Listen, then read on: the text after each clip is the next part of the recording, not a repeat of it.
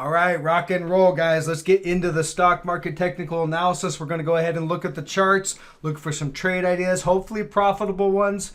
That's what this channel is all about. So if you're interested in, the stock market, if you're interested in trading and even investing, then feel free to subscribe if you're new. And then I do have a private member group if you're interested in that. That, again, is just additional trade ideas, additional market commentary. I've been in there this morning giving you guys the bounce targets, the support targets, everything. We called the bottom so far today, so we'll see if that holds. I mean, there's only an hour to go, so I think we're in the money on that one. And we are looking for a little more upside. So let me get into it, guys. If you're interested in that private member group, link in the description below. Finally, if you're interested in my stock market technical analysis course, priced affordable, link in the description below on that. That's not a day trading course. I'm not really going through, teaching you how to day trade. Really what I'm teaching you is how to read the charts, how to find good setups, how to, manage your risk, how to take trades with good risk reward ratios. Okay, so it's all about putting the math and the probabilities in your favor. Very much like a casino, and you want to be on the house side of things. It's all about taking high probability, low risk trades and then managing risk. All right. So link in the description on that if you're interested. Let's get into it. Triple Qs, guys. So, all right. So we'll start off on the daily. Let's get out of this 5 minute. I've been kind of watching things on the short time frames today, but on the daily, again, big support. Yesterday we hit it and it's really right here. Grab my little tool. Okay. It's right there at about 293. Okay. So that was resistance in the past. Support once hit, once it's broken, once resistance is broken, it should be support. So as I zoom in, and I know I got a lot of little lines I've been drawing out, but in general, we hit it yesterday. All right. And we, again, hit it today, bounced off that. Pretty nice little bounce going on right now. So, okay. So support, it's until that breaks, we don't have a sell signal. So if this breaks, we start breaking that support, then we've got the 200-day just below, okay? So that should act as some support. And then we have the bear market downtrend line, all right? This was former resistance, and now, that's kind of down in this area. So there's a lot of support down below. Obviously, we could come down and test some of these levels. It's hard to say whether we will, but I think we're going to have some more upside, and some of it goes off the SPY. So let me go flip over to the S&P 500, and I'll go back to the triple Qs. The SPY, and I kind of talked about this in the private member group on my post. We hit major support this morning. So here's the bear market downtrend line. Talked about that. Okay, and as you roll out, that's that blue line right there. All right, so that's basically, as of right now, you can say we had a breakout and we're coming in for a back test. Okay, so that's support until that breaks. That is support, and then also this most recent rally that really started back in October. Okay, this is the support on this rally, and there it is right there. So dual support right there. Big, strong dual support, which should, which I figured probability-wise gives us a higher probability for a bounce. Where do we bounce to? Okay, a couple levels that I'm looking at. One, let me go down to the hourly just to kind of show you the levels. One, minimum bounce, I think we head up to about this 405. You can see on the hourly, that's kind of form some reactions right through here. Support.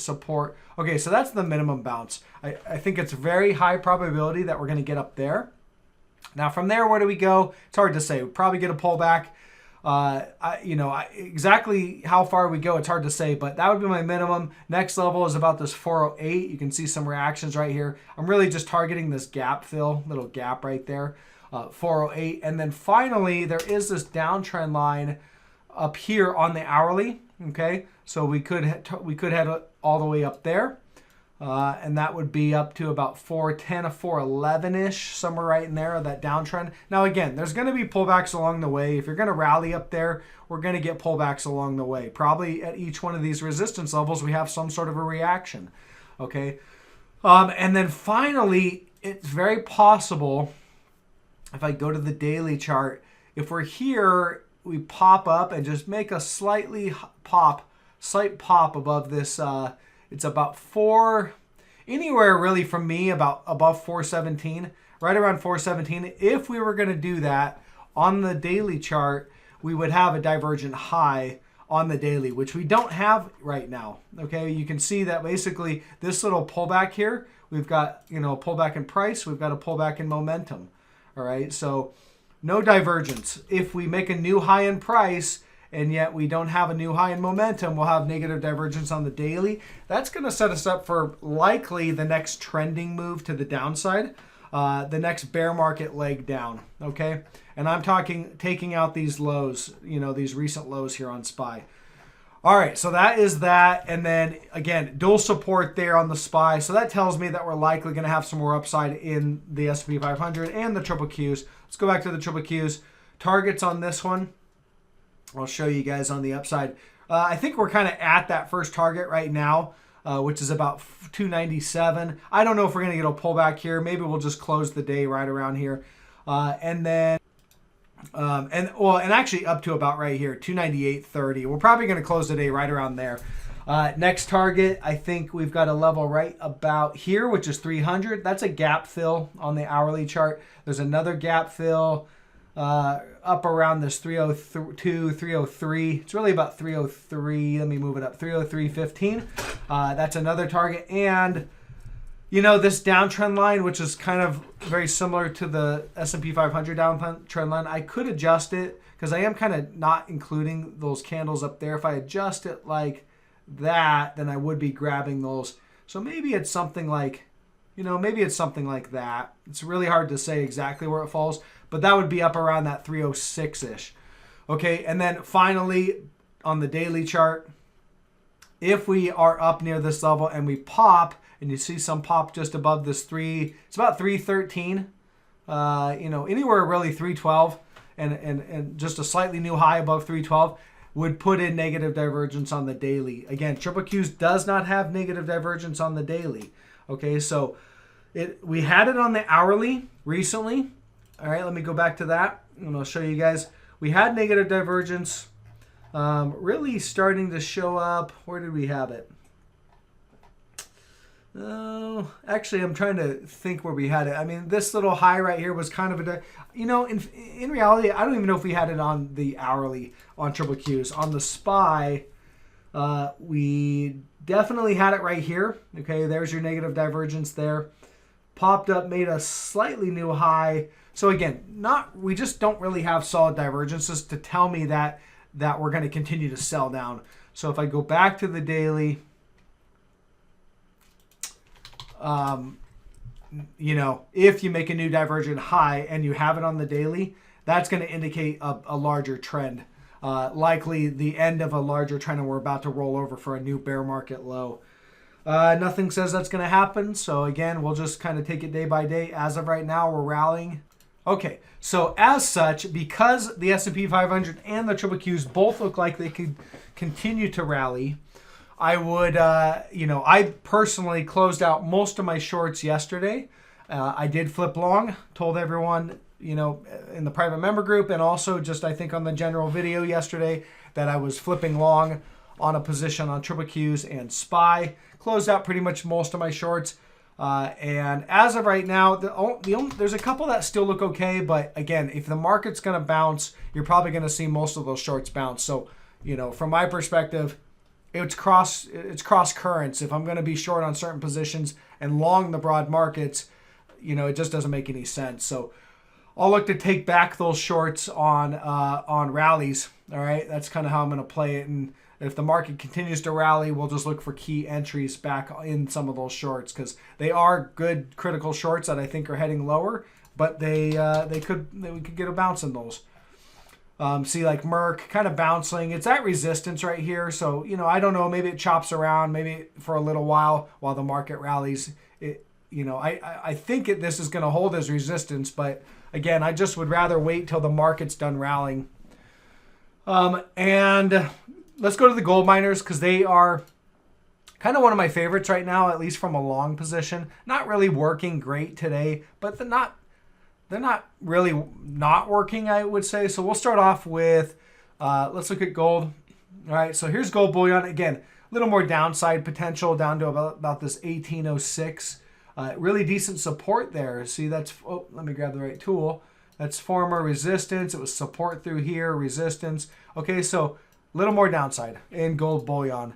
The futures here, you can see the futures are pretty much, at support. I mean, they're basically there. Maybe a little more downside down to 1809 in GC in the futures. But again, we are in a zone of support right now. So I think the downside's pretty limited, all right, on gold. And then when I look at GDX, the gold mining ETF, you can see here that support, I have support right about 2730. You can see these reactions I have marked out. There's resistance. Kind of zoom that out. There's some more resistance. There it basically was holding a support. All right, and we're right there. So again, I think this is where the buyers are at, and I'm one of them. All right, going to the hourly chart, you can see on the hourly chart, we're creating this bullish falling wedge pattern. We're pretty much at the apex of the wedge. I think it's a decision time on this thing. So expect some volatility. But again, this is telling me it's going to break to the upside. Also on the hourly, you can see the bullish divergence, all right, on both momentum indicators. And again, it's just a very bullish setup. I like this as a long. All right, now if you want to wait, you can wait for the breakout and the buy signal. That's always, the conservative way to play it. Also, when I zoom in on the PPO, you can see, look, we're starting to turn up right here. All right, so it looks like we're going to get that bullish crossover, just confirming that bullish divergence, meaning that we're making higher highs in momentum, and we are making lower price action. Bullish divergence, it's a bullish setup. I think we're going to rally. Looking at the daily chart on GDX, first level of resistance is about 28.88. There's also a little gap to fill. So that level, when I really zoom out on that level, I could be off slightly. We could roll up. It could be right about here, about 29. Somewhere right in there, I think, is the first level of resistance. Next level of resistance, $30. That's decent resistance there. And then obviously we've got the 33.40 as the highs. And I think, honestly, I think we're going to continue on and make new highs, but we'll see. All right, so that is the miners again. And then just like to confirm, you look at like Newmont, the largest miner, and they're all just kind of treading water today. When I kind of scan across the board, most of these miners are down, but pretty negligible, down to flat basically. A couple are up. So it looks to me like this is an accumulation zone where you have, people taking long positions basically. Could be wrong, of course, but I like it so far as a level of support with a nice rally coming out of this. Okay, Nat Gas. Here's UNG. Again, the resistance area on UNG, I have it right about here at 811. You can see all these reactions. This is a daily chart, so decent resistance. We're starting to pop it. We'll see how we close the day. All right. If we can break out and continue to run, then we should head straight up to the top of this range, which is about 888. Okay. And then likely going to get a reaction there. So that's what I see going on. You break above that, the next level that I have is 1020 and potentially $11. Those are kind of my three levels that I have right now on Nat Gas. The other thing I do like about this is you can see the bullish divergence right here. Maybe you can see it. I got lines all over the place. Bullish divergence on the daily chart of Nat Gas. And I do like this little breakdown action right here. Once, this is a range, and this little breakdown serves as a false breakdown, a bear trap. And, we've already recovered this trend line today. So we'll see where we close. But it just kind of tells me that this was just a little false breakdown, and we should run up to the top of this range up here pretty quickly. So we'll keep an eye on that. Maybe that happens tomorrow, depending on how we close the day. But so far, it's looking good and looking like a long. Of course, size your position accordingly. All right, that's important. Natural gas is very volatile. So if you can't withstand a 10% move against your position, in a day, essentially, then you're too heavy and you're too large in a position. taper down your position size. This thing, you don't need as large of a position size to have decent gains. And again, equally, those gains can be losses too. So that's why it's important to manage your risk. And that's what I do in natural gas. I don't take nearly as large of a position size as I would in something like triple Qs or just, Apple or any kind of just stock, basically. All right, and we'll wrap up with wheat. Okay, so wheat, no change here. You look at the daily, we are back testing. Look at this. You've got a nice, and I've got it kind of marked out, but you have a nice bullish falling wedge pattern. We have a breakout, and we have a back test. And today's the second day that we're back testing that trend line support. So we are at support. I think the downside's limited. Doesn't mean we're going to just go up right away once you take a position.